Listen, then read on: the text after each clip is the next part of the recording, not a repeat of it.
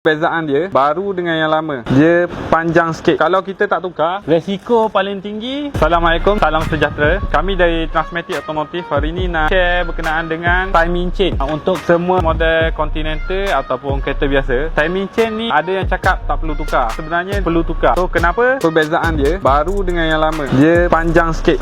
So kalau kita tak tukar, resiko paling tinggi timing akan lompat dan boleh menyebabkan valve bengkok lah. So dekat sini ada sebiji Audi A4 B8. Proses tukar timing chain dia memang kita kena buka habis lah. Sama juga dengan model-model lain seperti BMW. Banyak isu untuk BMW, dia punya rail ni patah pasal dia plastik. Sampai masa dia akan pecah. Suggestion kita orang kena tukar sebelum 150,000. Sebab timing chain memang besi tapi dia punya rail plastik. So korang rasa dia boleh tahan berapa lama? Kalau korang nak check ataupun nak tukar timing chain kereta korang, boleh datang ke Seksyen 15 Transmatic Automotive.